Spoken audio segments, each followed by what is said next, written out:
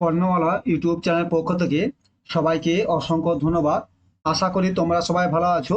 দেখো, আজকে এটা 10 তারিখ, 10শে সেপ্টেম্বর। একটা বিকালে তোমার হাইকোর্ট থেকে একটা নোটিশ দিয়েছে যে তিন বিগ নিউজ দেওয়া নোটিশ কি আছে, যে 3,000 শূন্য পদে নিয়োগ দুদিনের মধ্যে ফল প্রকাশ করতে হবে, বিরাট নির্দেশ দিলেন কলকাতা হাইকোর্ট। ঠিক আছে, তাহলে দুদিনের মধ্যে 3,000কে নিয়োগ শূন্য পদ নিয়োগ নিয়োগ করতে হবে। হাইকোর্ট নির্দেশ দিয়েছে। জিনিসটা কি দেখে নেই। বলছে মাদ্রাস সার্ভিস কমিশন রাজ্যে নিয়োগ মামলায় বড় খবর সামনে এলো। আদালতে প্রশ্নের মুখে পড়তে হলো মাদ্রাস সার্ভিস কমিশনকে।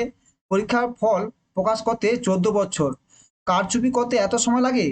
মাদ্রাস মামলায় কটাক্ষ বিচারপতি অমৃতা সিনহার, মানে তিনি খুব জোরে বলেছে মাদ্রাস স্কুল সার্ভিস যে একটা প্রশ্ন করতে এত সময় লেগে গেল, 14 বছর কারচুপি করতে। 2010 সালে গ্রুপ ডিতে 3,000 শূন্য পদ নিয়োগের বিজ্ঞপ্তি দিয়েছিল মাদ্রাস সার্ভিস কমিশন। অভিযোগ, সেই পরীক্ষার ফল এখনো বের করেনি কমিশন। 14 বছর কেটে গেলেও এখনো ফল প্রকাশ না হওয়ায় উদ্বিগ্ন চাকরি প্রার্থীরা। এই নিয়ে কলকাতা হাইকোর্টে মামলা দায়ের করা হয়, মানে চাকরি প্রার্থীরা এলে যে এখন নিয়োগ হয়নি তাই মামলা করে।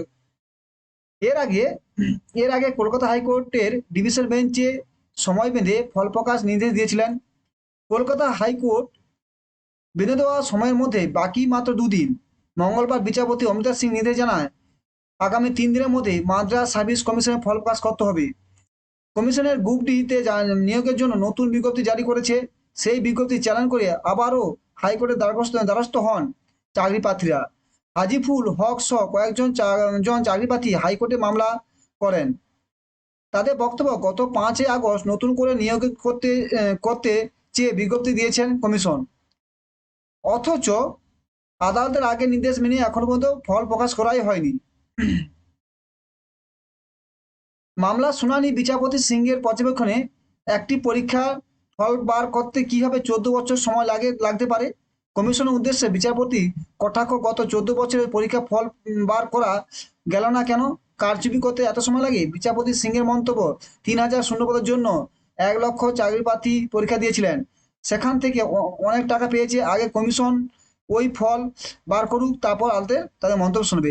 তা ঠিক আছে, মানে তাহলে কি বলো যে তার 3 দিনের মধ্যে তাদের নিয়োগ করতে 3,000 শূন্যপদ, 3,000 শূন্যপদ 2 দিনের মধ্যে নিয়োগ করতে বলেছে অমিতা সিং বিচারপতি। তার মানে কি এটা খুব তাড়াতাড়ি নিয়োগ হবে। যারা ফর্ম ফিল আপ করেছিল মাদার্সে তাদের কিন্তু এটা খুব সুখবর এসছে। ঠিক আছে, ঠিক আছে, ভালো থাকো। নইটা খুব দিলাম তাই তোমার দিলাম, শেয়ার করলাম।